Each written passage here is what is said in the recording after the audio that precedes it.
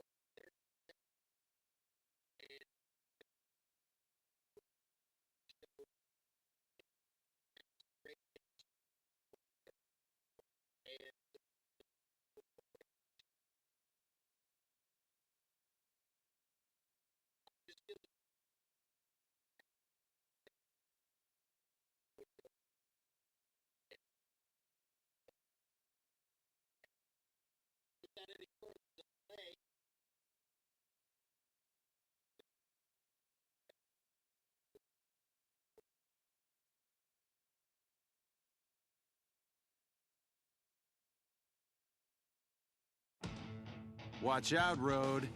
You're about to get stomped on. With the next generation of ultra-high performance tire. For the modern muscle car, it's a new level of traction, stability, and wet braking capabilities. Step up to the all-new Nitto 555 G2. Check it out at nittotire.com. It's what's next. Blog Talk Radio. Howdy, race fans. How the hell are you? Glad you're tuning in to our final show of 2015. This will be this year's last episode of Racing with Big Sweat, and I'm your host, Steve Big Sweat Billmyer. Here as always, here to have a good time and talk some racing. Here with me in the studio, my usual cohort, man that calls the shots at 110 Nation Sports, and my good friend, Mr. CJ Sports. How are we doing this evening, CJ? Oh, we're having a wonderful night. Looking forward to not only having the opportunity to bring in and listening to the new guy joining us tonight, but also be able to sit here and just kind of talk about our racing past and our racing background. And then to top that off, the fact that we got both shows together right now for the first time on a Thursday night. So very, very excited about tonight. Yeah, that's going to be a cool deal. Our show teaming up with your show on the 110 Sports Nation. So I'm looking forward to that. I can stay on and get a little education about stick and ball that I don't follow as much as I should. And yes, you did mention we do have a new partner in crime that's going to be sitting in with us here at Racing with Big Sweat. Man is very familiar with the dirt racing scene out in the Midwest, and we're glad to have him here. I tell you, I think I can learn some things from him. The dude seems pretty sharp on this. Damian Bean, how you doing this evening, buddy? I'm doing real good. How are you doing, sir? I'm finer than frog's hair. We're here and we're happy. How's the weather out your way? Well, winter finally arrived today. We've been having kind of seesaw weather patterns here for the last few weeks. We're ranging anywhere from the 50s to the 70s, and today I don't think it got much above 33, 34 degrees, so winter might be here, and I'm hoping for some snow for once this year. There you go. We're still in the 70s, little rain today, and they're calling for 70s and rain on Christmas Day, so that's kind of the usual weather pattern for the South. That's how we roll. I'd take 70 over 30 any day. Yeah, it's a little bit easier. On the hands and such as that. But hell, it's easier on the electric bill. Go ahead. I said, hell, it's even easier on the electric bill. Yeah, definitely so. My heat hadn't run in quite a few days, so that works out pretty good. Yeah, mine kicked on today for the first time in about 3 weeks. Yeah, I know that. But my daughter's in Alaska, and she's told me that it's they've had very little snow so far this year. It's been cold, but not much snow. If they don't get much snow, we're locked into what's called a La Nina pattern right now. So the sea temperature out off the west coast is running above average, and that jet stream comes over us, picking up that warm moisture, and it's bringing up temperatures, across the country. That's been the reason it's been so mild this winter. So I'll take it any way I can get it. Yeah, kind of makes you want to go ahead and start racing now. Go ahead and get the season started. But then again, here in the South, January and February are usually the cold, occasional snowy months. I saw where you're a track announcer. Where do you work at? The track I announced at is recently closed down due to financial struggles, like a lot of racing is across the country right now. But the Montgomery Motorsports Park here in New Florence, Missouri, real nice high bank 3/8 mile, nice and wide. It's probably 65, 70 feet from outside to inside, so you get really good 4, 5, 6 car wide racing at times. But the economy got a hold of them, and they shut down, and it's currently for sale. But I'm hoping somebody steps in and turns the lights back on, because that was an awesome facility to watch a race. Yeah, a lot of tracks are having that problem now, fighting everything, trying to get as many butts in the seats as they can. That's why I'm a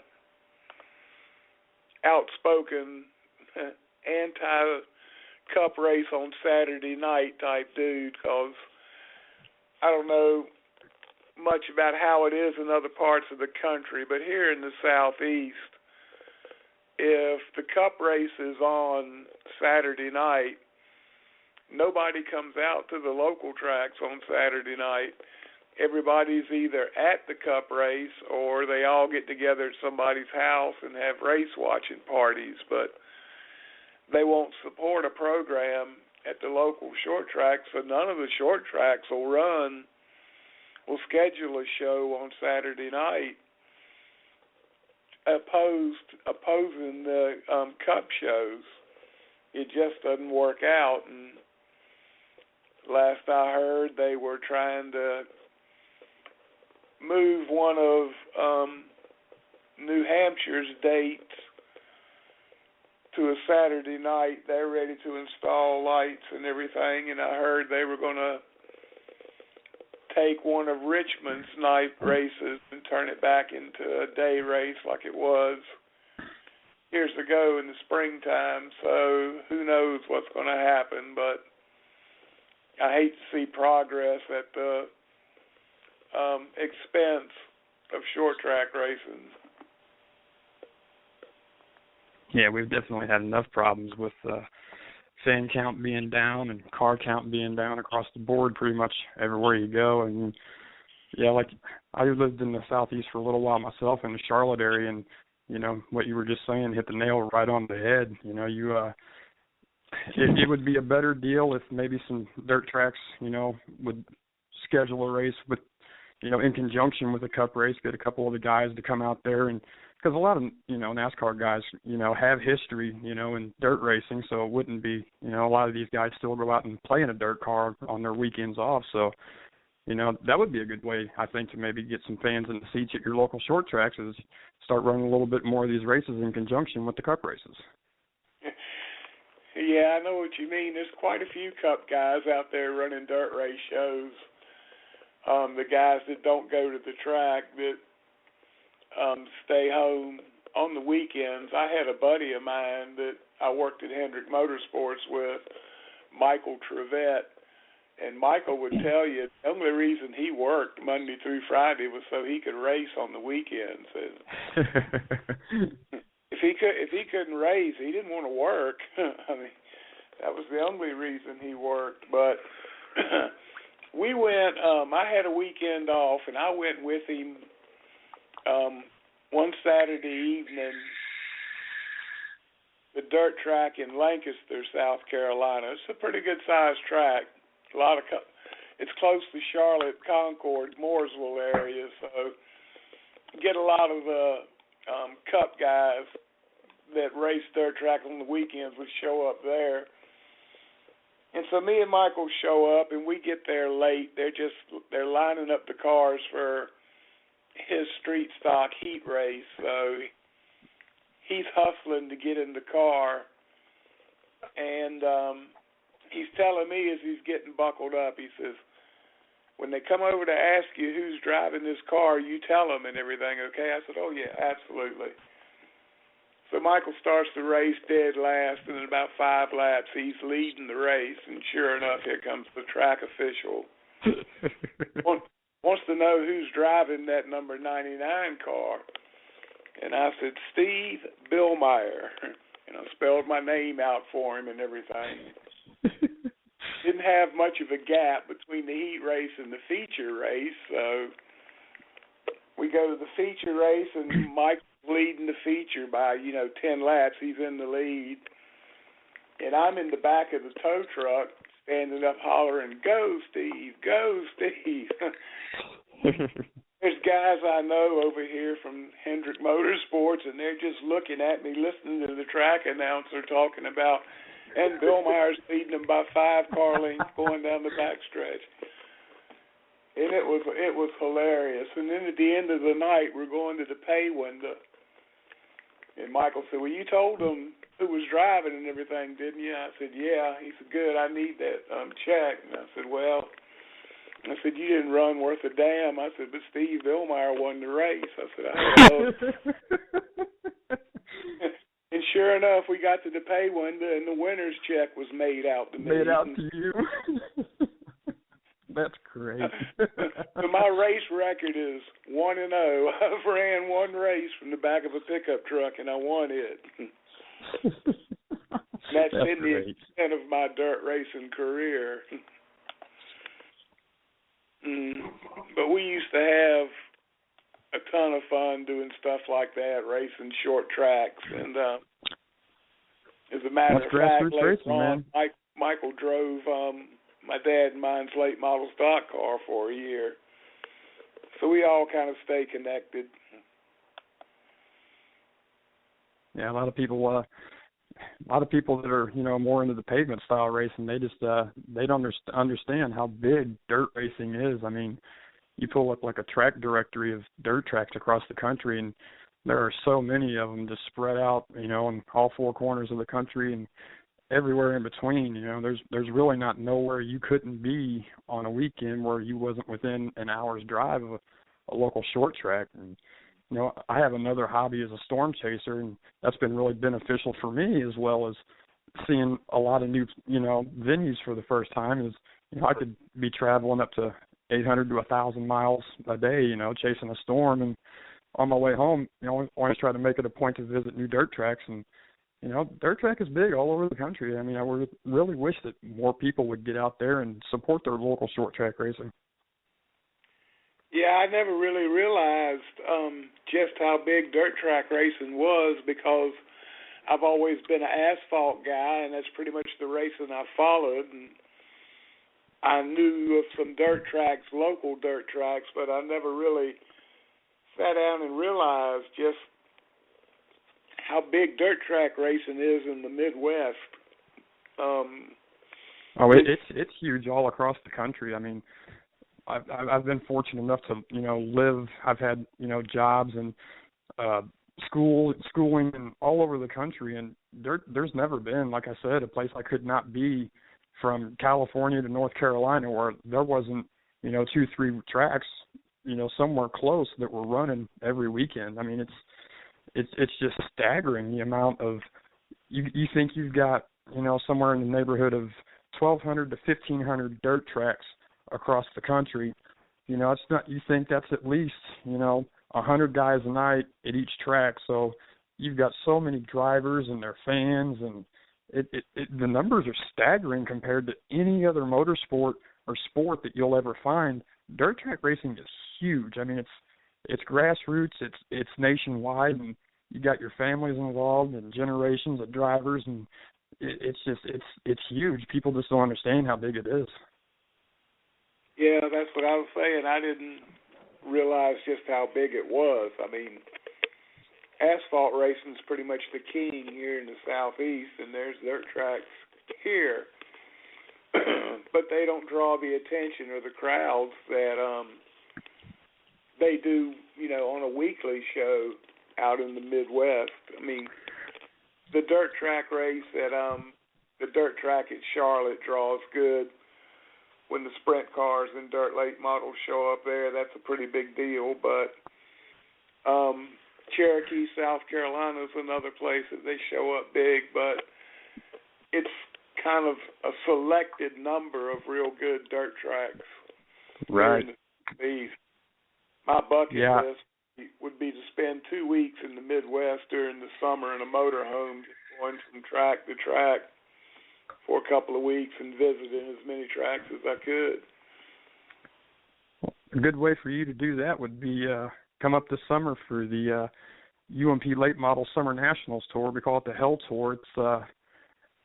I'm not exactly 100% on the numbers, so don't quote me on this, but it's like a month's worth of racing, and within that 30, 31 days, you're racing 25, 26 nights in 6 or 7 different states. I mean, they call it the Hell Tour for a reason. I mean, it's in the dead of summer, it's hot, it's nasty, dirt's sticking to you, but it draws the people in droves. And I mean, if you've never been to a Summer Nationals race, or nobody listens has ever been to one, you should really check one out. I mean, the cars that show up, the quality, the talent, I mean, it's just bar none. It's just one of the best shows you're ever going to see.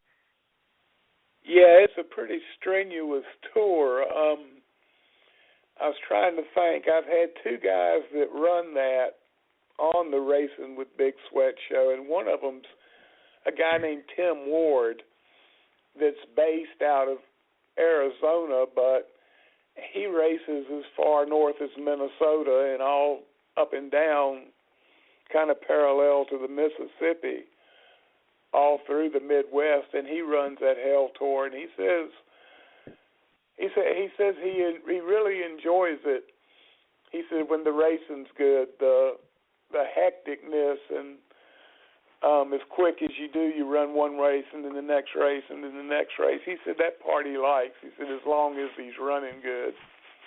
He said when you're running bad, it sucks being anywhere. Yeah, that pretty much goes for any faction of motorsports. Never fun when you're not dialed in. Yeah. Yeah. The only thing worse is being at the racetrack and it's raining.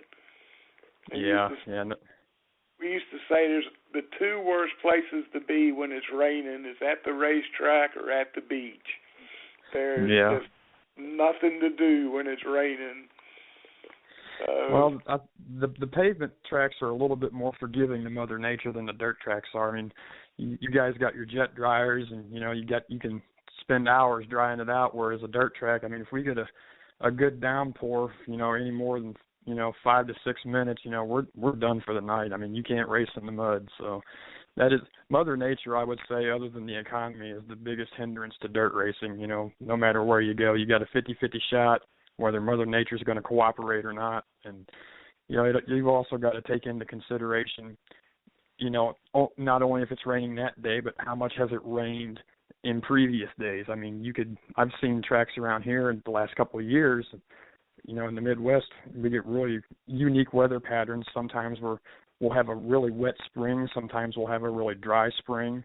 Last few years, it's been just really, really wet up here in the springtime, and it lasts for months. And we've had some racetracks up here, like Tri-City Speedway in Pontoon Beach, Illinois. There's pictures of their racetrack on the internet, and it's a really, really big 3/8 mile, and there's a lot of land there, and there's pictures of it, and where it's just 6-7 feet of standing water. I mean, Peoria Speedway was completely underwater last year. There was a couple other ones that just succumbed to Mother Nature, and when it comes to that, there's really not much we can do.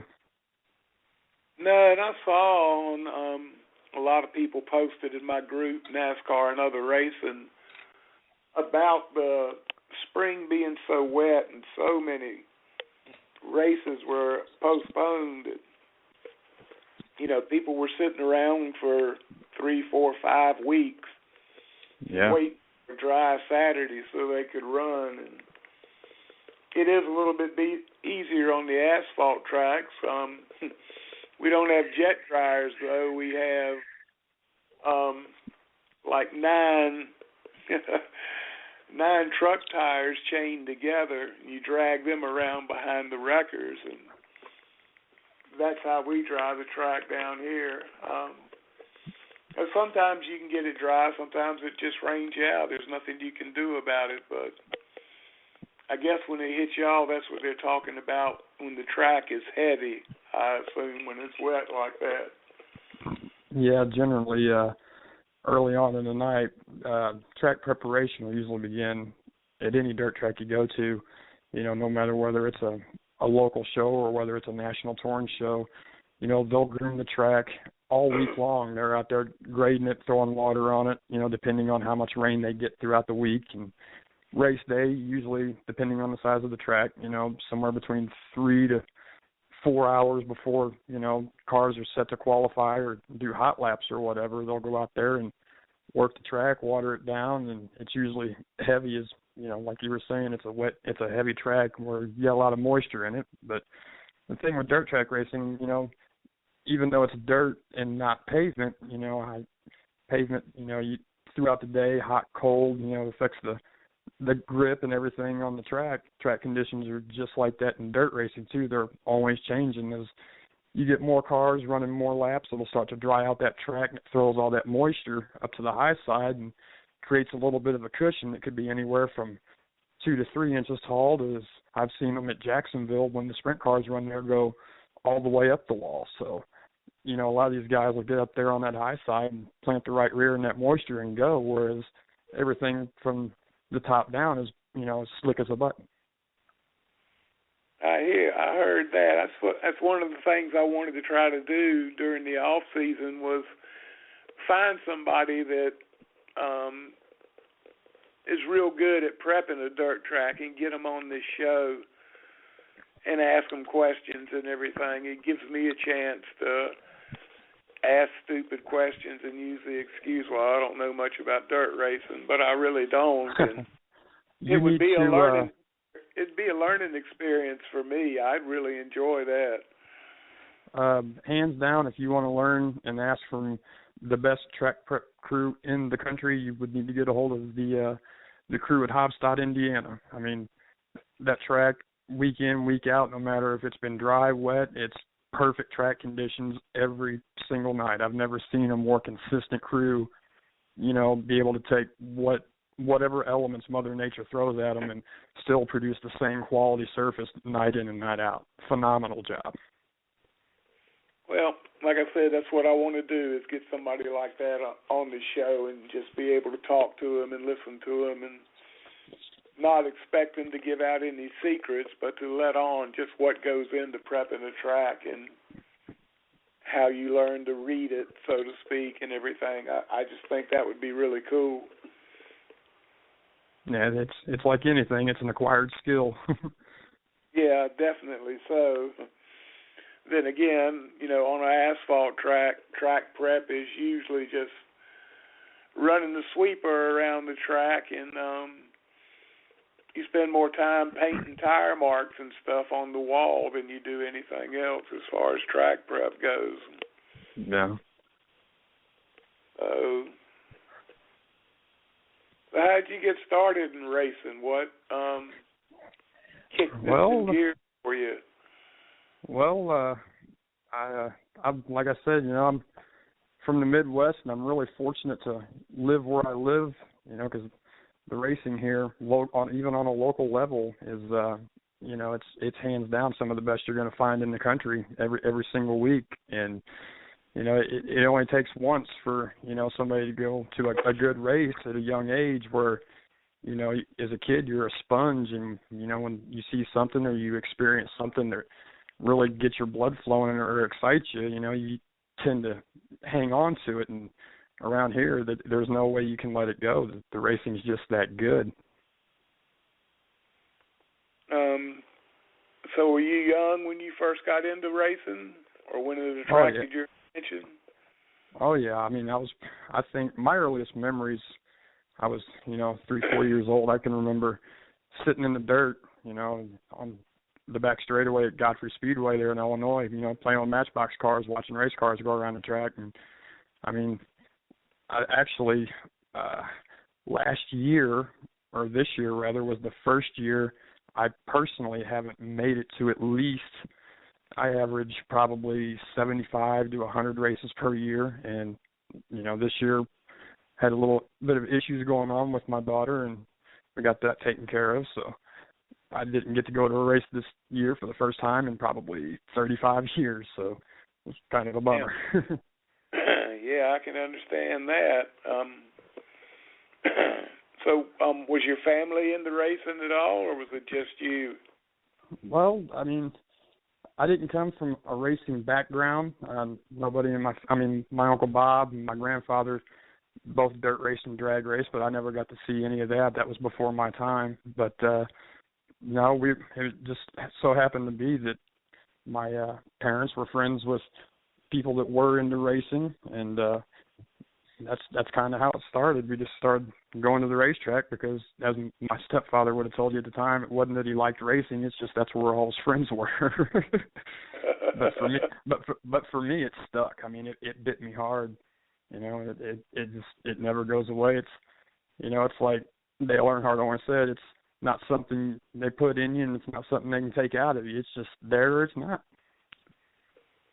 Yeah, it's, you know, it's like they say, too, once the bug bites you, it just doesn't let go. And that's absolutely true, too, no matter what form of motorsports you happen to like, no matter if it's a stick and ball sport or motorsport. If you got the passion for it and the bug bites you, it's usually for life.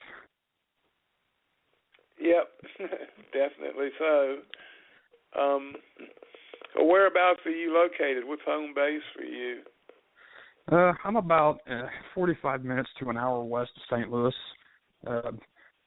more towards Columbia, Missouri, right there on I-70, and real good location for racing. I mean, there's plenty of racetracks around here to choose from, and we got some really, really good racetracks right here locally that draw some of the best talent in the Midwest every single week. I mean, I can't even begin to describe how good the racing here is. You got all these big late model guys that live right here in Illinois and Missouri that when they're not on a national, you know, big money race, they're racing right here at home. I mean, they stick close to home, close to their roots, and, you know, you can drive anywhere from St. Louis 2 hours in any direction.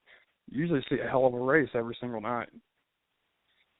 Well, there's been a lot of drivers from that area and that race in that area have gone on to bigger and better things. Oh, yeah. I mean, you look at Tony Stewart come out of this area. Once Jeff Gordon transplanted from the West Coast to Indiana, he went on the bigger. But, I mean, I remember watching Carl Edwards win his very first race in a dirt modified when I was like 10, 11 years old. He did that right here locally at a track I went to every single week. I've watched Jeff Gordon, when he was, 18 years old, still running USAC, race right here locally a lot. Same thing goes for, Tony Stewart and Casey Kane. All these, Clint Boyer come from not far from here. There's just a lot of guys from this area that have really went on to be very successful and have amazing racing careers. Yeah, the one I always think of is Larry Phillips. He was big. Won a national title, one of the Winston Series titles, and he was just a really stout racer from what I read and everything. I never got to see him, but I heard about him and read about him a lot. Yeah, he was a hell of a shoot, man. He's definitely a legend around here. I mean, there's not many people, that are into racing around here that haven't heard of that name. He's, like you said, he was really stout. Yep, definitely so. And the Wallace brothers have been through there. Kenny Schrader came out of that area. Yes, sir. I mean, all these guys raced right here locally. I mean, before they went anywhere, it was kind of privileged. I got to grow up and watch these guys, before anybody ever knew who they were, and then to be able to see where they're at now, and it's like, wow, I've all my life growing up in racing, it's kind of cool because there's probably 15 to 20 guys that I don't just get to see, like if they make it to NASCAR and they spend a few years there, retire.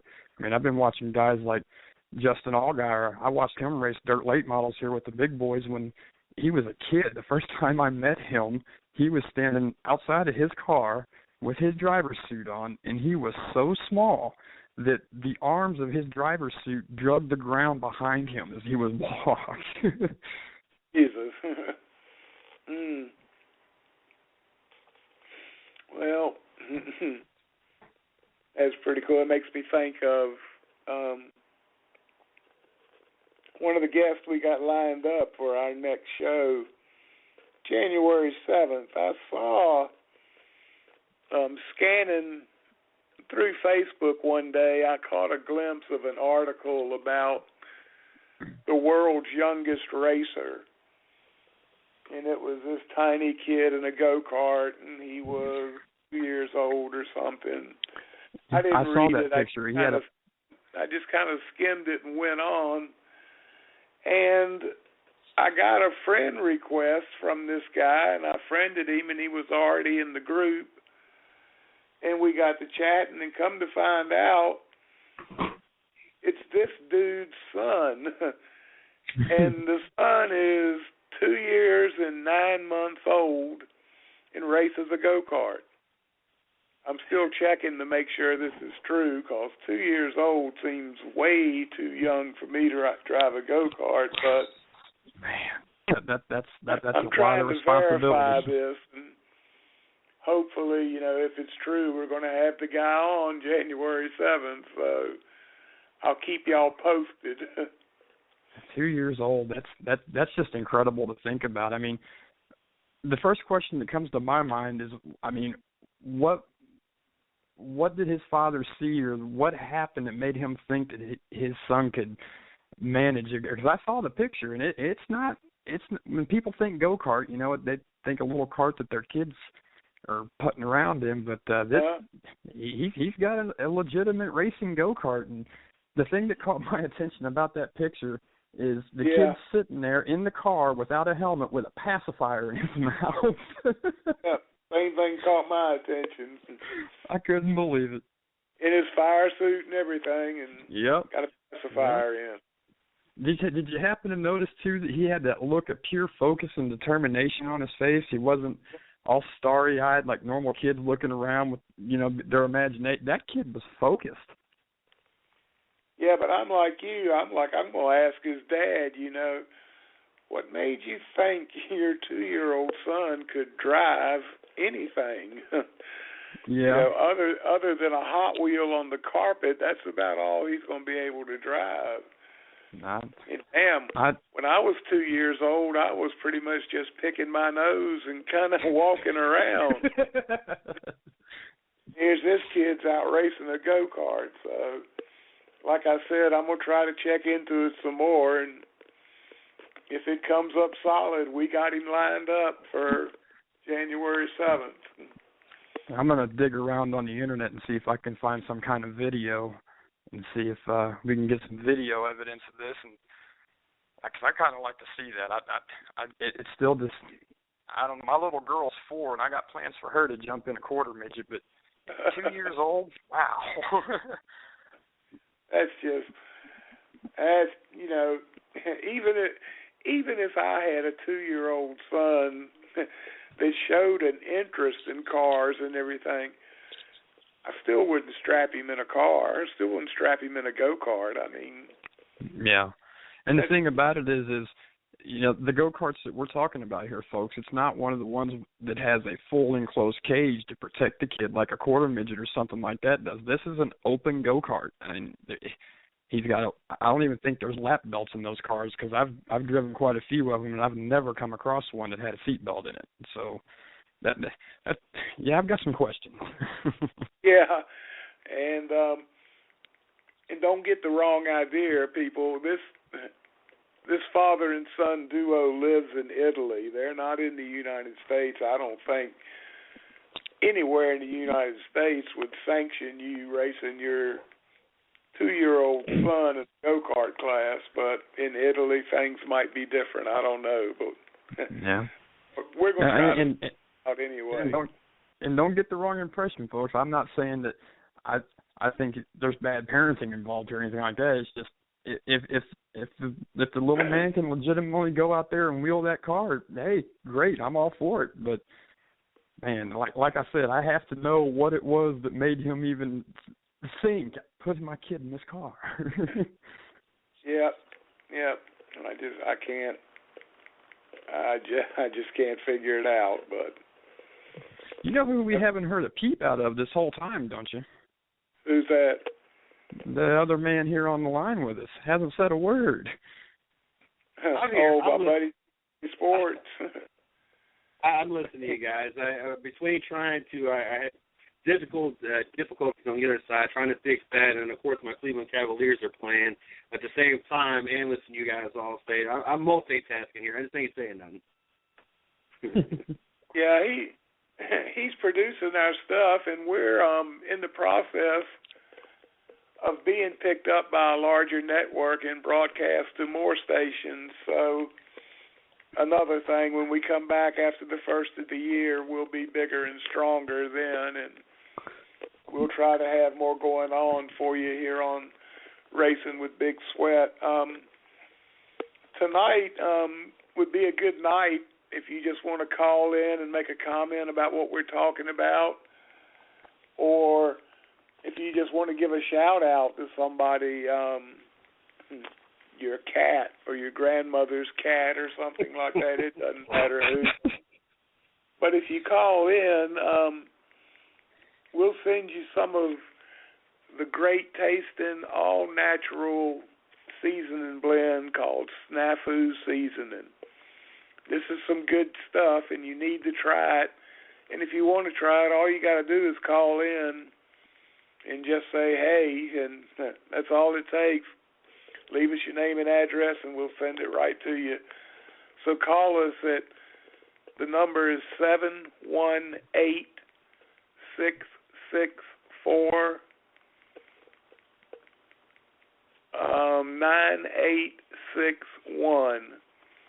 I get lost because I'm trying not to sound like a redneck. You guys are talking y'all about can understand what numbers I'm saying. I'm trying to help y'all out. When you guys were talking about the 2-year-old, all I could sit there and think the whole time is the fact that, I have a daughter from the prior relationship. She's not biologically mine, but she's mine. And I've known her since she was 2 years old. And then, of course, I got a 9-year-old son, and then now I'm in a current relationship that has a 4- and a 5-year-old that they were 2 and 3 when I met them. And the only thing I can sit there and think to myself is 2 years old. I know what all 4 of these kids were like at 2 years old and how they were unable to basically walk from one end of the house to the other end without tripping on themselves, tripping on something, running into something, smacking their face on the ground. Exactly. Yeah. So to know that I've experienced with 4 kids, and to try to imagine a kid that age out there in a go-kart and keeping it on the track. I couldn't imagine the 4 and 5-year-old that live with me now. Imagine them taking a go-kart and keeping it on the track. So I'm sitting there as you guys are talking. I'm trying to visualize how do you train a 2-year-old to do this, because I know what it was like 4 times prior to what it's like to have a 2-year-old in the house. Yeah, I mean, there are those rare occasions out there where in any kind of sport you find where there are just God-made prodigies, and, the parents just are able to realize this at a young age, and, they can start their career from a very young age. I mean, if you look in the NHL, most of these guys, and I myself included in that, I was skating from a very early age. There are some guys that are playing in the NHL, a lot of guys that aren't, that are able to skate and stand up on skates before they can even walk. I mean, some parents just groom their kids. They see something, or maybe they're trying to vicariously live their dreams through their children, and they start grooming them at a very young age. But, I've always said from, the time my little girl was a couple of days old that, she's going to be the first NHL female goalie to ever play the game. So, but yeah, I am with you guys. 2 years old. I mean, you got to think about this. I mean, even at 2 years old, what was he driving before he was able to jump into this go-kart? He had to have some kind of practice in something. Mhm. Yeah, when I was living with my brother, his son was about that age, and he would ride a push cart. It's one you just pushed with your feet. But my brother lived in an older style farmhouse with real wide doors and a long hall and everything. But Jack could come down the hall and make a loop through the living room and up through the dining room and around the den and then come back down the hall. He had a lap he could run. And he got where he was hauling butt on his little push cart. I mean, he was flying. But never once did I think, well, hell, he's ready to drive a go-kart now. I mean, thought just didn't cross my mind, and I want to find out what made this guy think, my son can drive. I don't know. I guess we'll find out. Yeah. Well, that's the great thing about doing this show. We get them all. So I have an interesting question for you. I mean, you and I were talking the other day about, some of what we had done with racing and all that, and you had mentioned that you done a lot of work with Harry Hyde. What was that like? I mean, Harry Hyde, it's just a legend. I mean, you say you worked with him, side by side for years. I mean, what was that like? I mean, how much did you learn from that guy?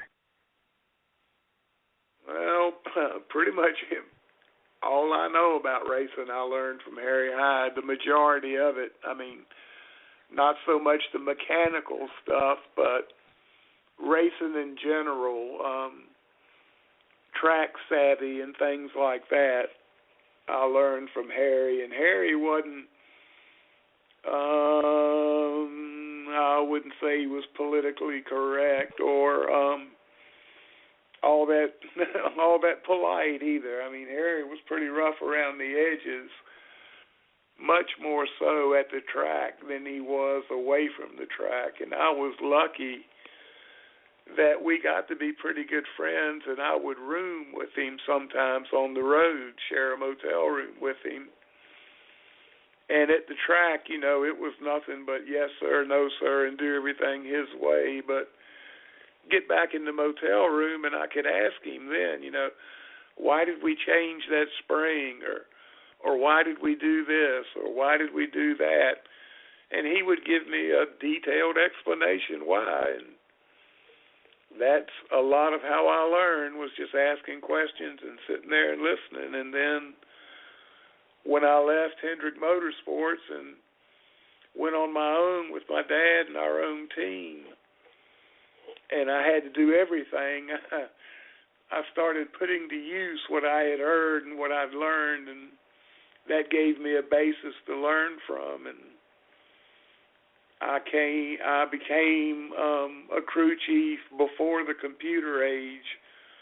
Didn't have a program where we could punch in, it's tight, enter in the corner and tight in the middle and a little loose off and get an answer. Back then it was all about knowing what your car was capable of and paying attention to what it did the week before. Yeah, I couldn't do it on a computer, but I can walk down in the corner, right in the middle of the corner, and watch the car come in the corner and go through the corner and get off the corner and just look at the stance of the car and what the left side tires are doing and what the driver's doing, and and pretty much know what he was doing, how the car was handling, and then go back to the pit, talk to the driver, confirm it with him, and the tire temperatures and the shock travel. And that's how I learned. I could do it visually. I got no idea how to do it on a computer, but visually I know how to do it. Yeah, I've noticed, especially here, locally in some of the bigger traveling series, with the dirt guys, is like you were saying, back then before the computer age, you really had to be hands-on with your car and just be really familiar with it and, what it was. And you see that a lot in dirt racing. I mean, these guys will pull into the pits, jump out of their car, and they're immediately, turning wrenches and underneath the car, changing this, changing that, whereas in NASCAR, you only see the guy standing in the garage with his hands on his hips, watching everybody else do the work for him. Yeah, that's pretty much the way it is. I've been involved with a couple of drivers like that. And I've always been under the impression that a driver that was more hands-on with his car and knew and could tell from the driver's seat what his car what he needed and what he wanted, it would just be easier for him to not so much do it himself, nothing like that, but for him to be able to get, hands-on with his car. And, I've always thought that made for a better race car driver versus ones that don't. Oh, yeah, it does. I mean, if you got a driver that knows his car from one end to the other, he can pick up subtle vibrations and strange noises and stuff like that and be able to analyze it and get a good idea of what it is and how it needs to be addressed, which is a lot of what driving by the seat of your pants means. You learn to feel what the car is doing, and It gives you a total better understanding than somebody like a couple of drivers that I had that all they wanted to do was show up at the track 5 minutes before practice and jump in their driving suit and get in the car and go run practice and then go hang out with their buddies and, just disappear if they weren't actually driving the car. And needless to say, they didn't really have a clue on what their car was doing or, even really being able to relay what the car was doing so I could try to figure it out. And that's what made Harry Hyde and Tim Richmond work so well. Tim was like Cold Trickle in Days of Thunder. Tim didn't really understand what loose and tight meant or changing a spring did or stuff like that. But he had the ability to tell Harry what that car was doing, and Harry would take that information and decide if he needed to change a spring or something like that. Yeah. I remember distinctly one time when we were at Charlotte and Tim had gone somewhere while we were working on the car between practices, and he came back and Harry was explaining to him that we had changed the spring and why we did it and what the car was going to do. And Tim just kind of held his hand up and interrupted him and said, Harry, said, if you'll just make it turn at the end of the straightaways, if you'll just make it turn left, I'll take it from there. And that was pretty much his racing style. Harry could do anything he wanted to, just as long as that car would turn left at the end of the straightaway. And that was all Tim needed.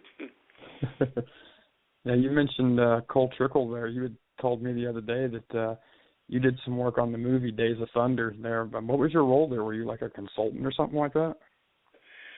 Yeah, we were listed as technical advisors, but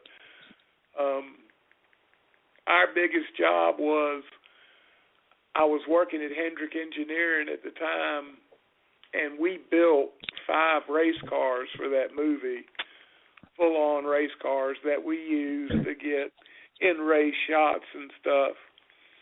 And all the other cars in that movie were show cars that were bought from other teams and everything, and reskinned to look like newer model cars and stuff. But our biggest job was keeping the stunt drivers out of those 5 race cars. They just knew if they could just get in and show somebody they could really drive a race car, that they could be better than Dale Earnhardt Sr. Oh, Lord. Yeah. So Greg Sachs would drive those cars in the camera shots they needed and stuff for the movie.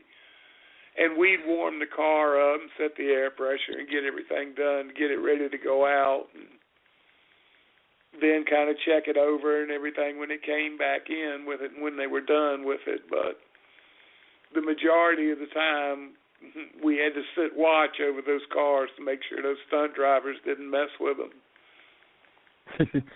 I've heard rumors before that the movie Days of Thunder, the relationship between Harry Hyde and Cole Trickle was loosely, if not entirely, based on the relationship between Harry Hyde and Tim Richmond. Do you know anything about that?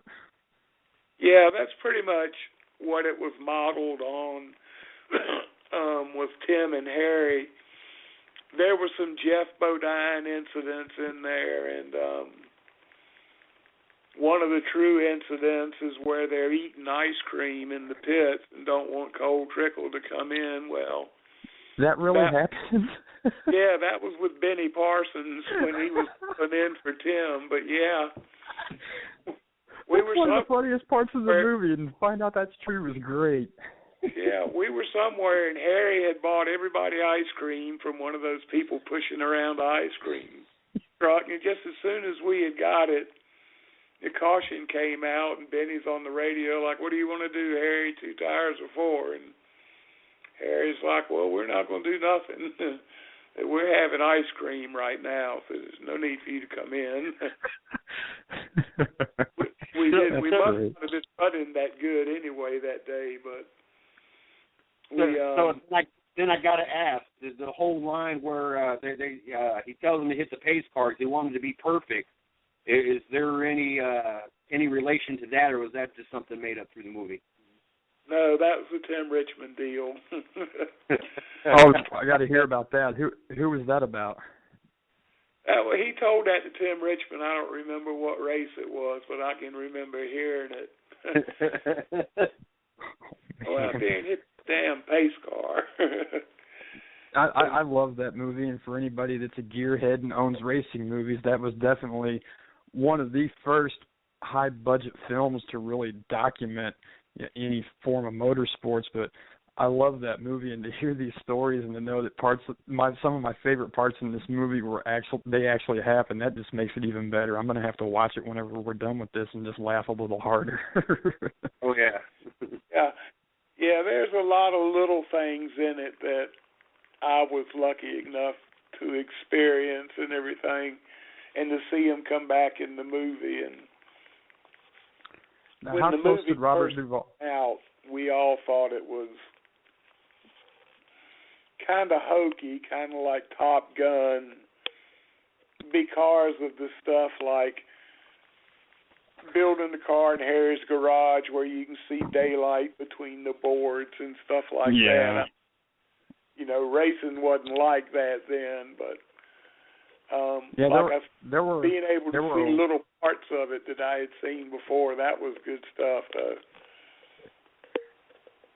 How close did Robert Duvall get to nailing how Harry Hyde really was? Pretty close as he could, but Harry was a bit rougher, a bit gruffer than Robert Duvall portrayed him in the movie. Harry was fighting in World War II when he was 15, lied about his age to get in, and went through the Army and everything. And Harry pretty much ran that race team like an Army deal too. Number one, he didn't have a bit of problem telling you it's my way or the highway. I mean, that's just it was. If you didn't want to do things Harry's way, you might as well go ahead and leave, because he was going to fire you soon enough. And once I learned that, I didn't have any problem getting along with him. I just shut up and did what I was told. And Harry had the race team at the track set up where everybody had a certain job to do, and you didn't jump in and help somebody do their job unless everything about your job was caught up. I was tire tech. I did all the tire work. So if the car came in and they were going to change the shock or a spring or gear or something, I just got out of the way. I didn't help. Wasn't my department. I went and made sure the tires were aired up and took notes and things like that. And that's the way Harry ran things. If he said, let's put on another set of tires, well, nobody ran over to those tires but me to pick them out and everything. But it worked. It got everything done, and it kind of limited your exposure to the rest of the car. And I learned real quick just to stand back and listen and watch what they were doing. And I learned a lot just listening and watching. Yeah, you got one of the best teachers you could have possibly asked for. I mean, learning from definitely one of the best in the business. I mean, obviously that had to really transfer over when you started doing your own late model deal there. Yeah, yeah, a little bit too much so because I turned out to be just as intense as Harry was at the track. I mean, Harry was real competitive and just real focused at the track, and I've always been that way too. I've been told I was aloof and everything because I didn't socialize much with people at the track, and I'm like, I got shit to do. I ain't got time to socialize. I'm not here to make friends. Yeah, exactly. Mine are right over here in my truck. So, but that's just the way.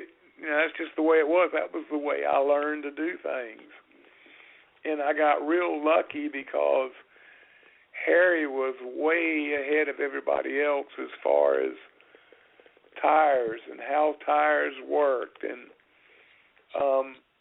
everything you needed to know about tires, Harry pretty much had experience with. Back then, Goodyear had to beg teams to go do tire tests. Nobody wanted to do a tire test because you're out there all day and it's kind of boring and yada, yada, yada.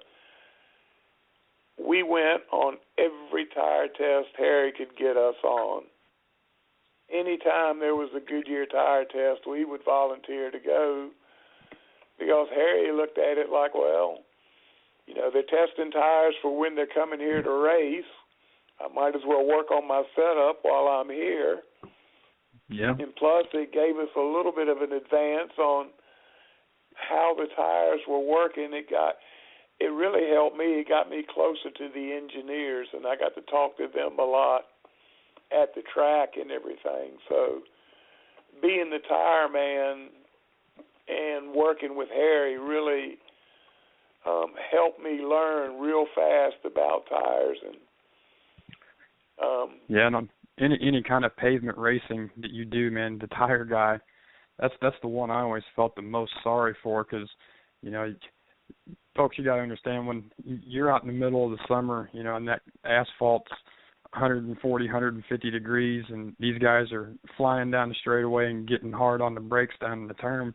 When those tires and wheels come off that car, they are so hot, and you immediately have to check your pressures, look at your tire wear, look for punctures, any kind of discrepancy with the tire. You can't sit and let it cool off. It has to be done immediately, and those poor guys that sweat on any asphalt team that do tires y'all got my respect. Yeah, and that's the thing about tires on asphalt cars. You get the tire temperatures when the tires are the hottest as you can get to them. And you learn to read the tire temperatures, and they'll tell you everything the car is doing. They'll tell you whether the car's loose or tight or whether it's plowing the front end in the corners or what the car is doing, and that's the big thing. If you're the tire man, you have to deal with them tires when they're hot, but you just kind of get over it. You learn to deal with it, and that's just the way it is. All we had then, now they have special gloves and everything that are heat resistant and all that. And all we had were baseball batter gloves. So they didn't keep the heat out very much, but they were better than nothing.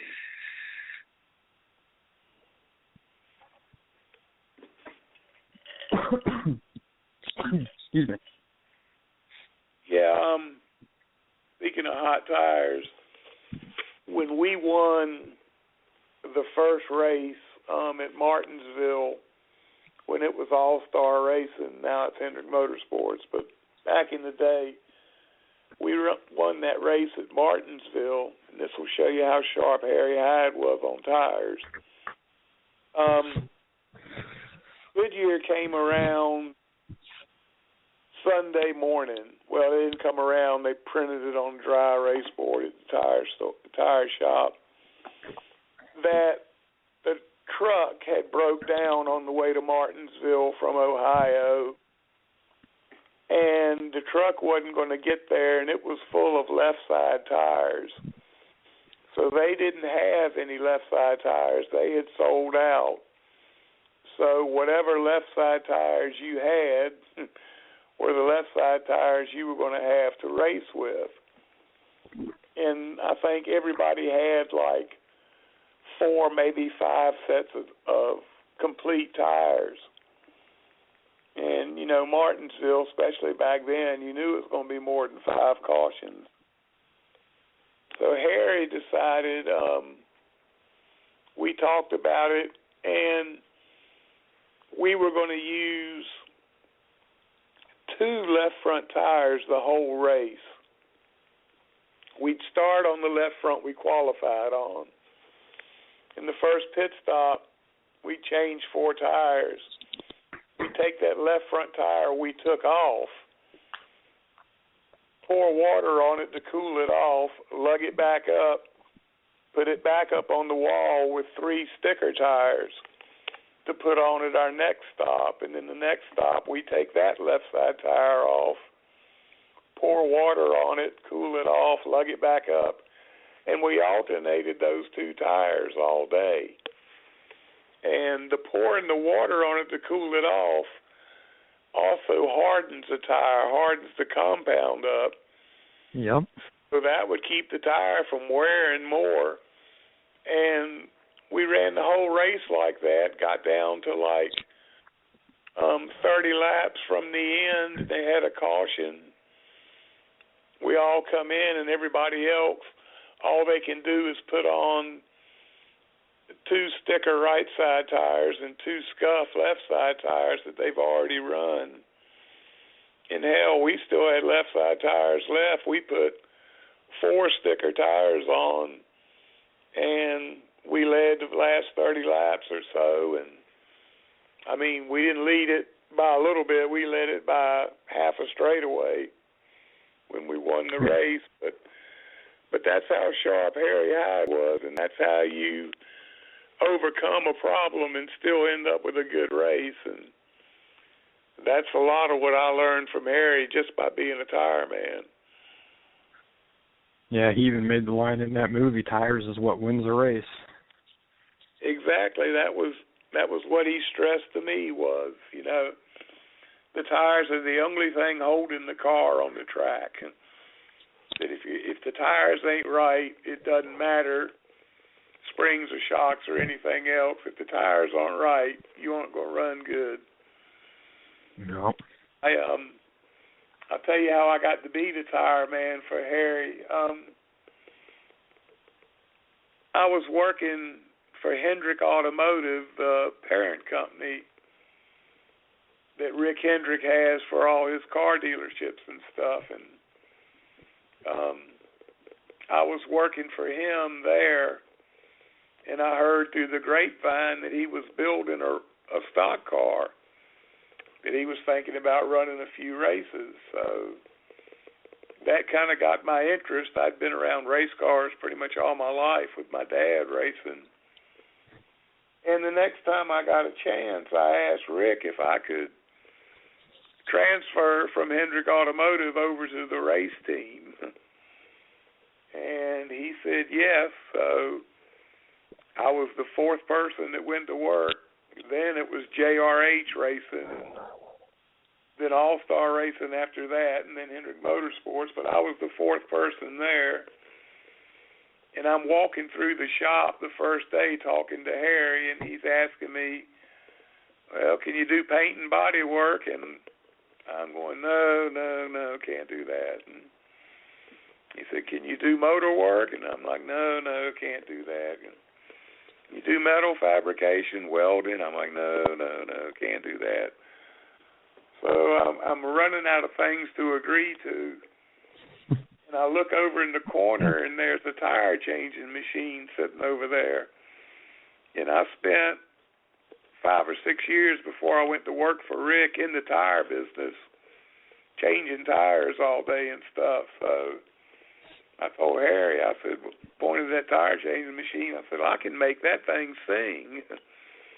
And he kind of looked at me. He said, can you read a tape measure? And I said, yeah.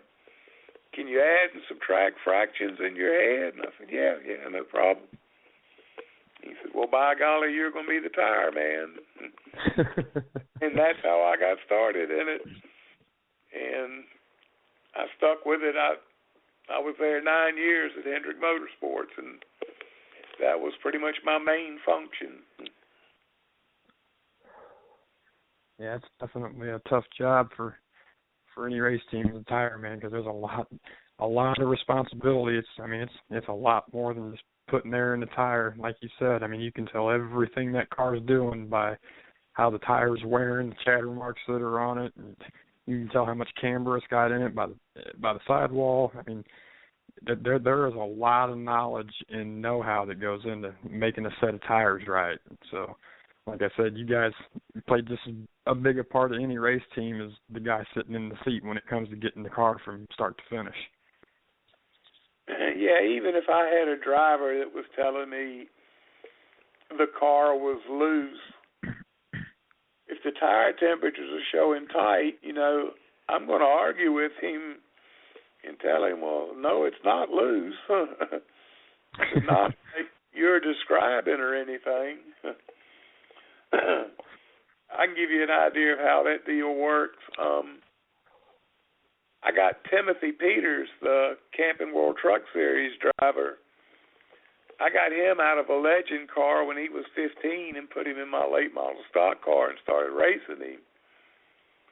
And Timothy, being new to racing and everything, but having a hell of a lot of talent, was doing pretty good. And we had gone to Myrtle Beach for a big late model race they used to have down there the weekend before Thanksgiving. And it would draw 110 cars on up to try to qualify for 36 spots in the race.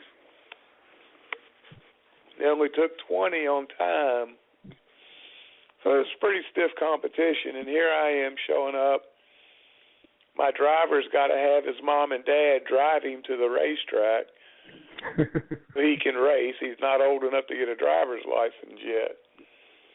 And we go down there, and we end up, we're working on the car, and he's hollering, it's loose, it's loose, it's loose coming off, it's loose. And we keep tightening it up, and he says it's not changing or anything, and we do something.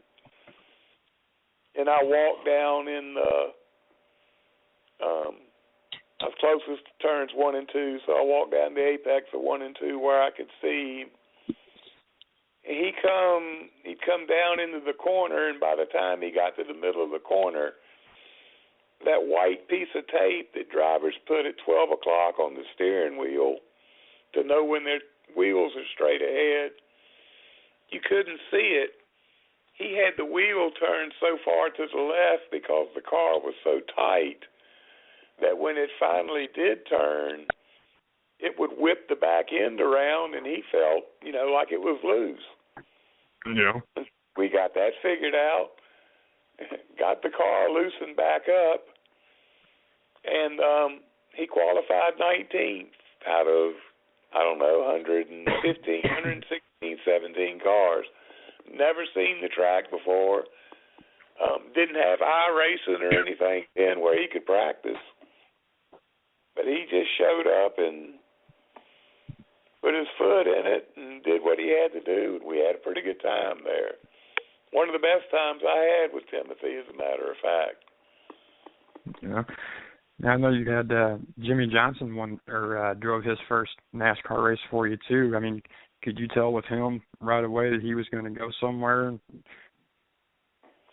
He had good instincts and everything, but no, I didn't look at him and think, well, this guy's going to be a 6-time champion of Cup racing. But I think he drove 8 races for us before he went north to run ASA, and had never been in a stock car before, but drove those 8 races, didn't put a scratch on the race car. I mean, never got it in trouble. I think he only spun it out once, maybe twice. But, I mean, he did a real good job. I mean, I could tell he had talent. I didn't know that he had enough talent to be a multi-time champion, but I could tell he had some driving talent. I think a lot of those championships really was the contribution from Chad Knaus too. I mean, a lot of people, may think, just look at Jimmy Johnson and think that, he's just that good. Well, Chad Knaus was just that good too. That was an amazing duo right there. It's probably one of the best we've seen, in history, outside of, Richard Petty and his crew chief, and we've had a couple of guys that have made really good pairings, but those two together it was just magic. Yeah, the thing I've always felt about Jimmy and Chad is Jimmy could come on the radio during a green flag run and tell Chad in a calm voice, Chad, I got a meteor on my hood. And Chad would just come back on just as cool and calm and say, don't worry, we'll fix it next caution. I mean, those guys don't get rattled about anything. Every now and then you'll hear Jimmy lose his cool a little bit with Chad, but Chad will keep it even keel and it'll calm Jimmy back down and everything. Yeah. So, they just work amazingly well together. They've turned out to be a really good team.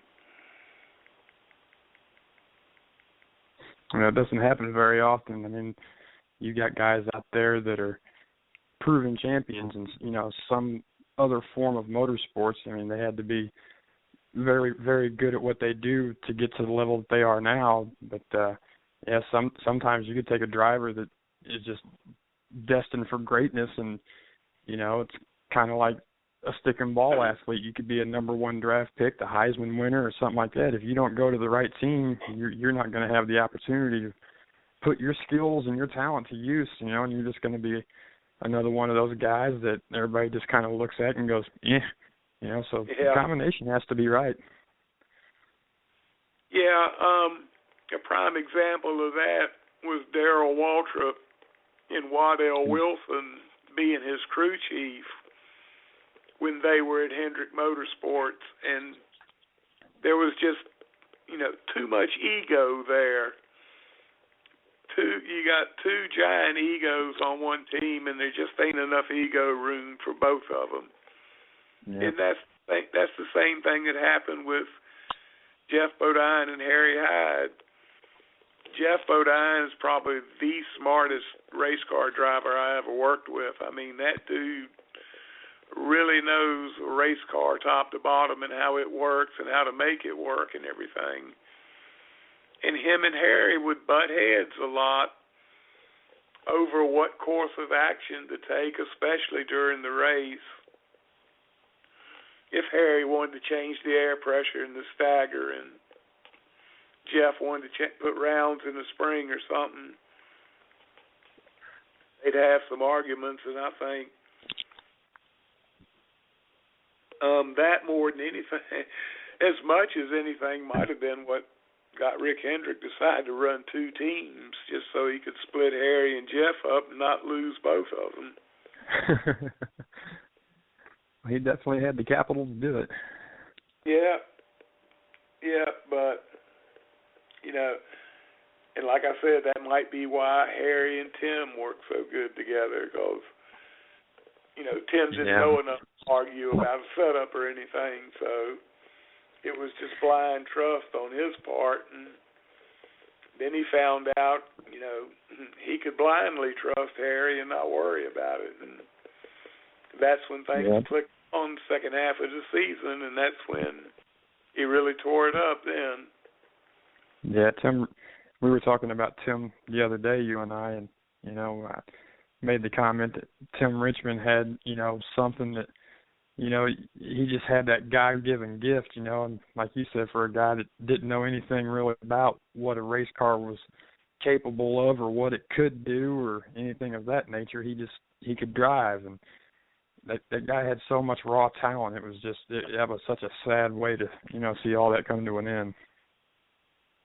Yeah, when you see a guy go from Indy cars to stock cars, to be able to drive both of those, and midget cars and super modifieds and pretty much anything open wheel, and be able to drive a stock car, that dude's got some talent more than anything else. I mean, there's a lot of that you just can't learn. You just have to experience it and experience it again to help you, but it's not something you can go to a book and learn, or learn from another driver or something like that. No.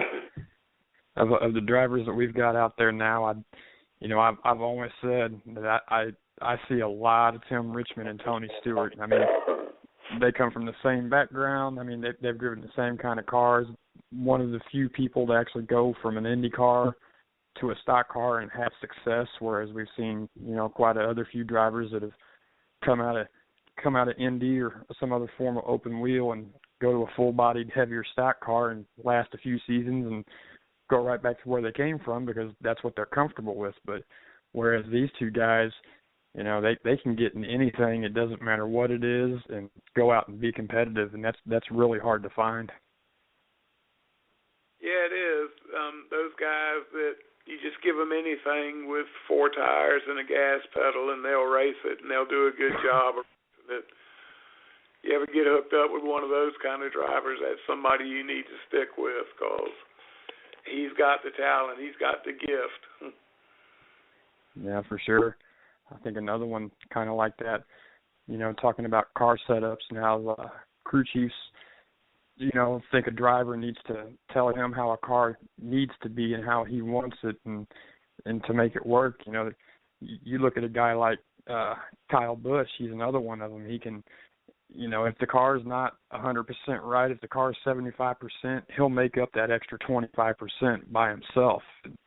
I remember having a crew chief or a conversation with Roger Bracken. Don't know if you're familiar with him, but he was the kind of guy that he wanted to sit down with the driver, you know, before they even went out to practice, and you know, he would tell the driver, you know, it's kind of like, Harry, it's my way. This is how I'm going to set up this car. All I want you to do is tell me how it feels, you know. And that's hard to find. You know, that's raw talent that is just, you know, you're born with it. You can't get it anywhere else.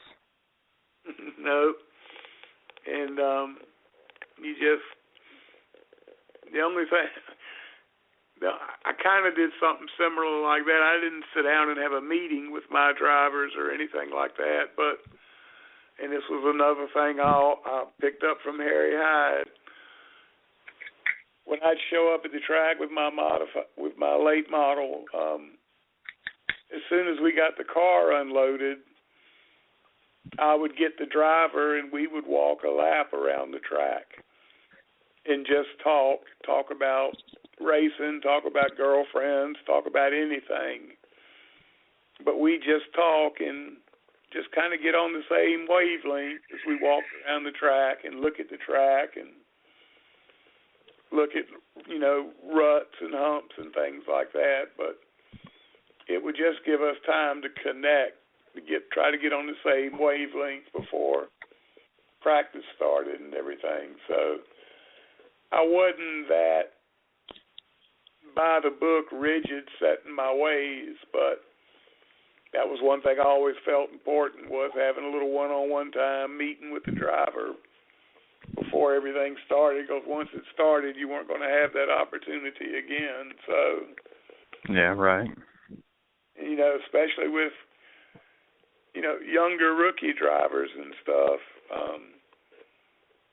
Timothy Peters was an example, a 15-year-old, and, we're walking around the track, and we're talking about his girlfriend or spring break or just anything that was on his mind besides racing. It's what we talk about, but it would get him in the right frame of mind, and that was what I was trying to accomplish.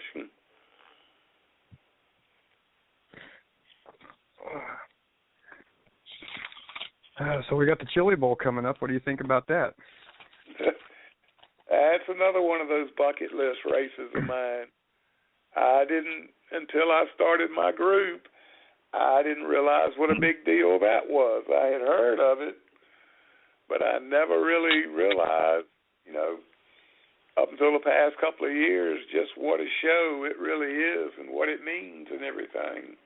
Well, it's amazing. I mean, you got for you that don't know what the Chili Bowl is. I mean, it's turned into quite the Daytona 500 of dirt track racing. It's you got drivers from every form of motorsports, from Formula One to Indy to NHRA to NASCAR to dirt track regulars. I mean, it draws everybody. Tony Stewart's won it several times actually, and you got Casey Kane usually comes and runs every year. Ryan Newman. I mean, we've seen guys like Cruz Pedregon from the NHRA come out and drive. So far this year, I think they've hit around 250 entries, if I'm not mistaken. You got five countries are represented so far. Drivers from 31 different states. I mean, it's a big deal. Yeah, it's a huge deal. I was just amazed. Last year, I really got into it and really followed it, and just the amount of competition and the level of competition that shows up there. I had heard of it before as kind of a side note with Tony Stewart. They'd be talking about him and they'd mention that he had won the Chili Bowl, had multiple wins there or whatever. But until I actually started following it, I never realized it was that big. And I read somewhere too where there was around 250 entries so far. Yeah, and it's so competitive out there year in and year out that I've actually seen races, where Tony Stewart's been there and been expected to win and not even make the show, just be beat out by, a 15, 16-year-old kid that you've never heard of before from, some cornfield town in Iowa. It happens. It's that competitive. Yep. It can happen to you real quick there, but like I said, that's one of the bucket list tracks I've got. I'd love to go down there and spend that week just absorbing the whole scene and watching all the racing and everything.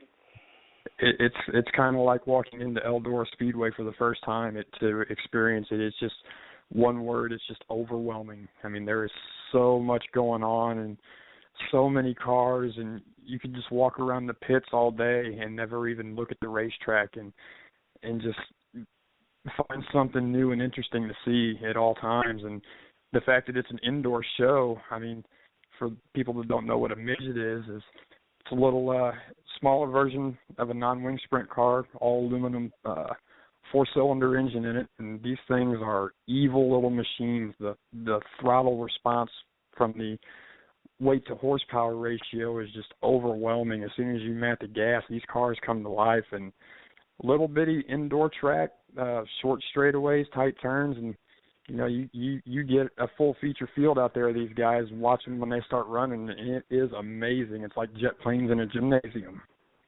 Yeah, it definitely is. And that's something else I need to work on. We need to get a couple of drivers in here that are going to that. And I can make that happen for you, buddy. I got a couple of friends that go down there and race every year. Well, good. I'd like to talk to a couple of them before they go to find out, what they've done as far as pre-race prep and everything, what they're doing to get ready, and then maybe talk to them after the week down there and find out how they did and get them to talk about their experience. That would be a cool deal. Yeah, you talk about their preparations to go. I mean, it's just like the big NASCAR teams. They've got cars that they work on specifically all year long for, Daytona or a big race or something like that. Well, these teams are the same way. They've got 4 or 5 cars in their shop, and there's one of them sitting in a corner just being rubbed with a diaper that's being prepared for this one race, and that's the whole purpose of that car's life, is to go win the Chili Bowl. That's how big this race is. Yeah, it's definitely something that can launch your career. Definitely. So, yeah, let's work on that. Let's get a couple of drivers in here okay. for the show that week and see who we can get lined up and get some info from. Because I like to talk to people that are going to find out. That's how I learn. Yeah. Well, we got a few. The Chili Bowl is the week of January 12th through the 16th in Tulsa, the River City Expo Center. So usually sells out. So if you want to get a ticket, you might be SOL. But MAV TV will be carrying the final night of racing live. So check your satellite and cable providers and check out something that'll probably hook you for life. What do they do on the first night? First few nights they have practices down there, and guys get to go in. And, so the thing of that is for them to shake their cars down, make sure all the nuts and bolts are tight, and things like that. To check out the track surface, make sure it doesn't start to pull apart or anything like that, because this is an indoor facility, and it starts off as a concrete floor, and it takes them a couple of days to bring in truckloads full of dirt to even make this possible. I mean, they basically take an outdoor track and they bring it inside. So, but they'll have that first night for practice, and the reason it has to run for so long is you have so many cars that are showing up for this. I mean, you got anywhere from 15 to 20 heat races a night, and you can go have 5 or 6 C mains, B mains before you get to the feature, and they take points from each night throughout the week, and they keep track of the winners and how many points you get, and that's how you make it to the final night of the Chili Bowl. And you go from there. Just to make it to that final night for a lot of people is just a dream accomplishment, because there's been some of the best in the business that don't make it, and it's just, I don't know. It's a week of, it could make you or break you. It could be a dream weekend for you, like you said. Win the Chili Bowl is launch people's careers. Yeah, you like you said, it's a make or break deal, and you can really make a mark doing good and winning there. And like I said, we need to get somebody on that's going down there so I can pump them for more information. I didn't know that about how you qualified through the week and everything. So, see, I learned something. So, I appreciate that, and I appreciate you being on and jumping on the team with us, Damien. I'm really looking forward to sitting down and talking with you on Thursday nights on Racing with Big Sweat. I think between the two of us, we can come up with enough quality local drivers to put on some good shows week in and week out. But anybody that's listening, if you know somebody you think should be on our show that deserves a shout out or something like that, just send me a message. Message me at Facebook group NASCAR and Other Racing, or message me at Facebook group Racing with Big Sweat, or message me at 110 Nation Sports fan page. Just if you know somebody you think they ought to be on, let me know and I'll put them on. That's what we're trying to do, is promote short track racing as much as we can. Thanks again, Damien, for sitting in with us. Like I said, I'm really looking forward to us working together here through the season. Oh, not a problem. I'm looking forward to the opportunity at hand. And before we get out of here, some sad news for race fans here in my local area. The guy solely responsible for getting me bitten with the race bug, Junior Benton, passed away yesterday, and really great guy, and really touched a lot of lives here locally as far as the racing family goes. So, say everybody out there that might be listening from our area, thoughts are with you. He was a great guy, and he wanted the laps to go on. So, let's honor this man's life by supporting short track racing, and let's go get him next year. Yeah, well, I'm sorry to hear that. Sorry for the loss. While we got a second, tell everybody how they can keep up with you on social media, find out what you're doing and everything. As far as this year goes, or next year goes, I plan on getting back into my media deal. Like I said earlier in the show, my daughter had some issues that we had to get addressed, and had to kind of step away from a while. But definitely going to start dusting the camera off and the camcorder and getting back out there and writing my articles and things like that. So you can check them out on my Facebook. It's Damian Edward Bean, or go to Checkers or Wreckers Race Media. There's some stuff on there. So yeah, I'm looking forward to next year, getting the show going, and having things to talk about. And it's going to be a good time. Yeah, it is. I think so too. And it's good meeting you, Damien, and good talking with you. And I'll check in with you next year. That's going to about wrap it up for this episode of Racing with Big Sweat. This is Steve Billmyer. I just wanted to wish everybody a Merry Christmas and a Happy New Year. And I'm a redneck. We say Merry Christmas. We aren't into that Happy Holidays stuff. Amen. But enjoy yourself over the holidays, and thank you very much for everybody that's listened to us this year, and all the drivers and everybody that's come on the show. I thank you, each and every one. I really appreciate the help. And one final note, I wanted to say thank you to my good buddy Chris Yellow Caution Flag Creighton, who's been here by my side through this year's worth of Racing with Big Sweat. And Chris is also a dirt track master from down in Mississippi, and I really enjoyed working and talking with him and learning from him, and I'm going to miss you, Chris.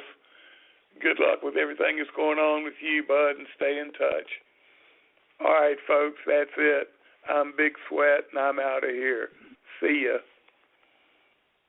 Right now at Kohl's, buy more, save more with your Savings Pass. Take an extra 20% off when you spend $100 or more. Spend under $100 and take an extra 15% off. Use it on top of great gift sale prices, like 40 to 50% off Star Wars apparel, home, and games. Plus, everyone gets $10 Kohl's cash for every $50 spent. Kohl's is now open 24 hours through 6 p.m. Christmas Eve. Kohl's. Select styles, some exclusions apply. Hours may vary by location. See store or kohls.com for details.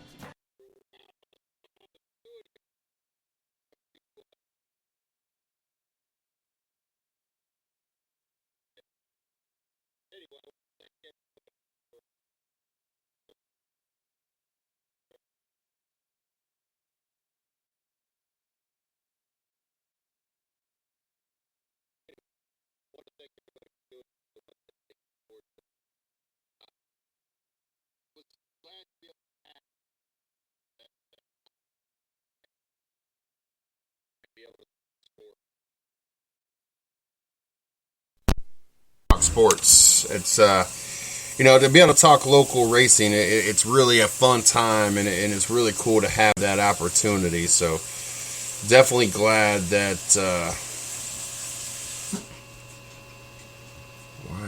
not. That's what I'm afraid of. Sports. There we go. To be able to talk local racing. There we go. It's really a fun having some technical issues there, but now we got everything figured out. Definitely glad that. Glad to be able to merge these two shows together. It was something that's it had been in the talks and been in the works, and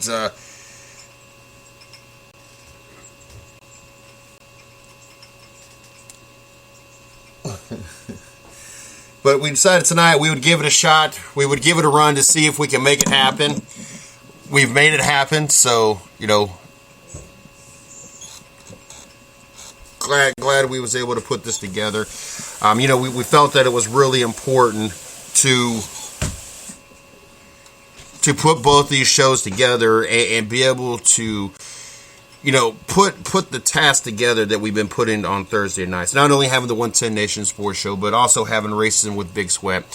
It was really cool to be able to sit there and talk to him about his days of helping with Days of Thunder.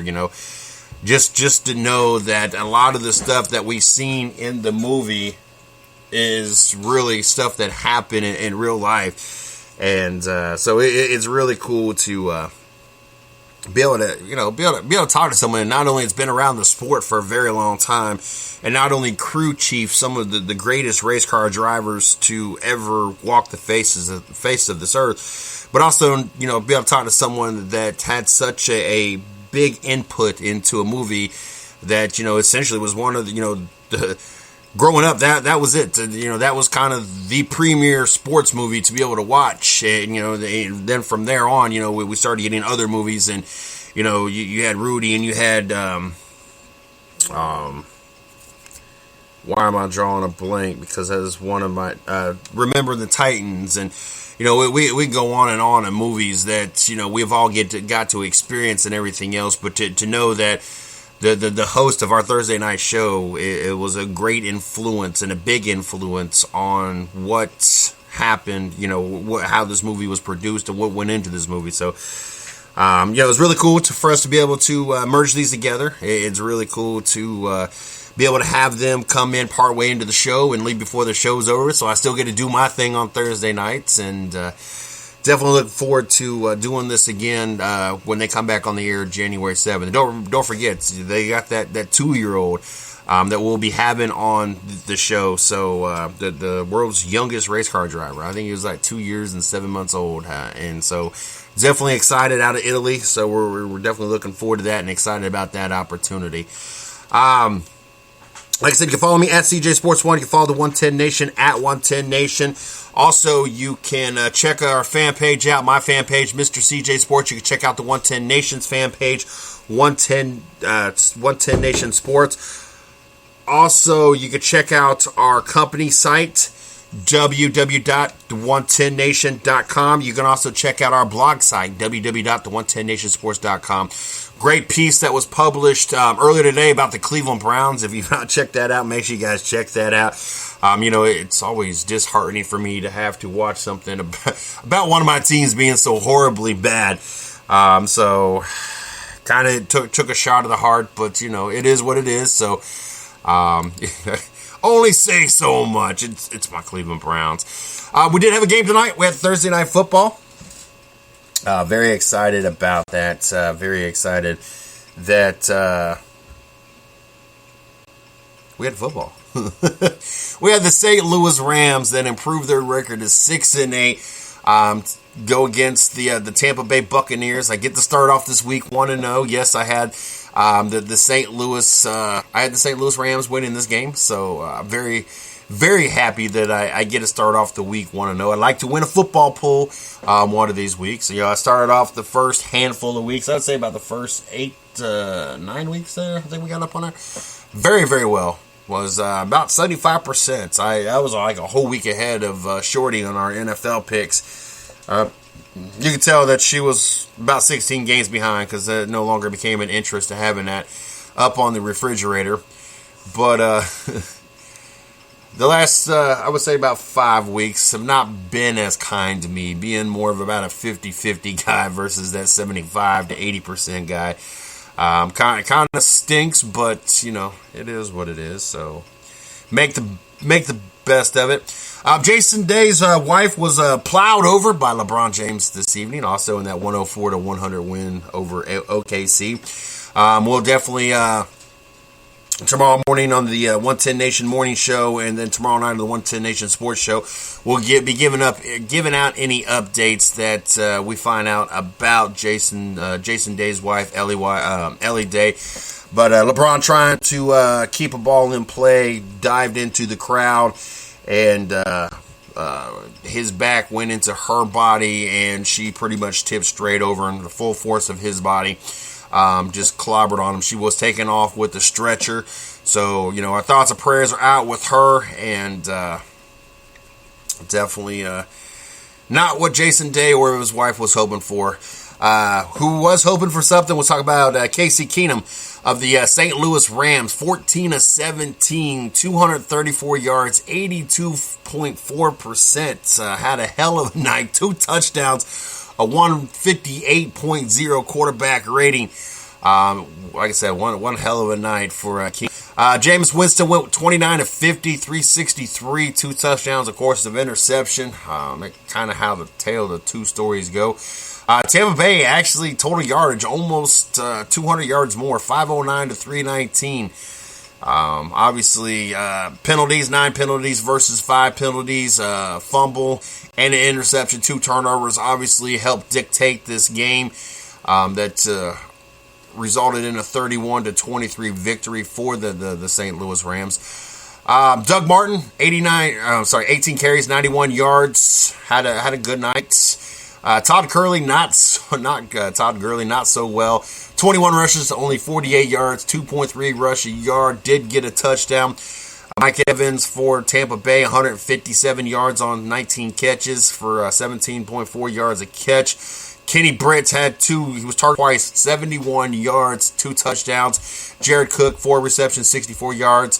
And Tavon Austin, 3 receptions for 41 yards. As, like I said, the St. Louis Rams improved their record to 6-8, making life for the Tampa Bay Buccaneers even harder, as Tampa Bay was still, and it still technically is, but was in a better place when they were sitting 6-7, going 7-7 versus now being 6-8. So Tampa Bay getting about to the point where playoffs are not looking so good for you, and sitting right now, of course you got the whole NFC East pretty much sitting at 6-7 outside the Dallas Cowboys, but with Seattle 8-5, Atlanta 6-7. Minnesota 8-5, and Chicago, even with their 5-8 record, just making life really difficult for the Tampa Bay Buccaneers. Oh, goodness gracious, great balls of fire! I tell you what, fun night here in the NBA, and a lot of great games going on tonight. Like I said. Got to watch the Cleveland Cavaliers beat the Oklahoma City Thunder 104 to 100. LeBron James did get him 100 points on that game as well. Right now we got the Houston Rockets up on the LA Clippers 81-68. Not deep in the fourth, deep in the game, but about 11 minutes left in the fourth. So still a little ways to go in that game, but good game. Been going. The Lakers, they're funny, but they at different moments of this game, they've been making runs, and it looks like they're going to get close and bring things closer, and then it just like they fall apart and they can't get it all the way there. Charlotte beat up on Toronto earlier in overtime, 109-99 as well. Where those were your 3 games going on in the NBA. I tell you what, interesting story. We'll talk a little bit about this and get things wrapped up here for tonight's show. I tell you what, to know that Amon Shumpert delivered his own baby, I tell you what, the man of all trades. I couldn't imagine it, and we got to applaud this man for this. We got, yes.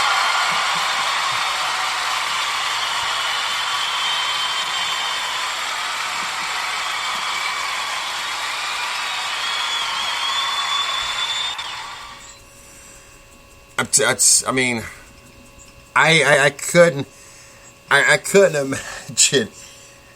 No, I don't even want to try to describe the thoughts that would even go through my head with that. It's like, that's no. Like I said, couldn't, nor do I want to imagine. But, I had the opportunity to be there when my son was being born and had a C-section. And, when the nurse told me, you can look now, I was kind of under the assumption that my son was out of the stomach and things were covered up. Not that my son was still coming out of the stomach and things were laying out that shouldn't be laying out. And I tell you what, like I said, I couldn't, I know it's a little bit different because I got to see the insides of somebody while this was all going on. But I don't want to take anything away from the fact that you saw a human life come out of a hole that is not meant, well, it's meant, but you know what I'm trying to say. So as disturbing as what I had to see, and don't get me wrong, I say disturbing, but it's one of the most precious and beautiful things you get the opportunity to see. But at the same time, it's probably one of the grossest things you ever get to see. And definitely gotta tip my hat to Amon Shumpert. I couldn't imagine being at home, not being around a doctor, and perform something that could cost your wife, your kids' life, and the things that could go wrong. And definitely gotta tip your hat to someone like that. Cavs guard Amon Shumpert delivers fiance's baby. Cavaliers guard Amon Shumpert showed he has more than basketball skills by calmly delivering a baby girl when his fiancée unexpectedly went into labor. According to Shumpert's fiancée, Tiana Taylor, the couple welcomed their daughter Wednesday morning in their bathroom at home. Taylor posted on her Instagram account that she didn't initially realize she was in labor, and Shumpert, playing doctor, helped deliver the baby with his bare hands. Taylor said Shumpert tied a pair of headphones around the umbilical cord while they waited for the ambulance to arrive. Taylor's message to her daughter, Amon Taylor Shumpert Jr. is, "Mommy carried you, Daddy delivered you. Meet the parents. We love you, baby girl." Shumpert, who is in his second season with Cleveland, did not play tonight, obviously, in against Oklahoma because of a strain. Well, obviously reasons, but also because of the strained groin. He sustained an injury against the Celtics just hours before he performed his special delivery. He arrived at the Quicken Loans Arena on Thursday shortly before the Cavs tipped off against the Thunder and received a congratulatory handshake in the hallway outside Cleveland's locker room. Like I said, it's an amazing task. Like, I couldn't imagine giving birth to my own child. I couldn't imagine it. But got a lot of things going on at 110 Nation. Once again, I got to make sure that I thank the I-95 Sports Network as well for rebroadcasting our shows. Got to shout out to those guys and show mad love. Don't forget, we are on Monday through Friday, 9 p.m. Make sure you guys check us out, the 110 Nation Sports Show. Also, we got Racing with Big Sweat at 9 o'clock on Thursday nights, but obviously now with the merger of the shows, you guys won't have to flip back and forth to catch the show.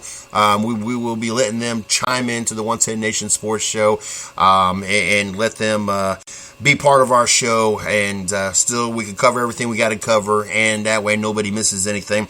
And then also we got Monday through Friday, 8 a.m. we got the 110 Nation Morning Show. Make sure you guys check that out. Bright, early, bushy tail, bright eye, 8 o'clock tomorrow morning. Don't forget. If you're not checked out the blog site, make sure you go to www.the110nationsports.com. If you're not checked out our site, go to www.the110nation.com.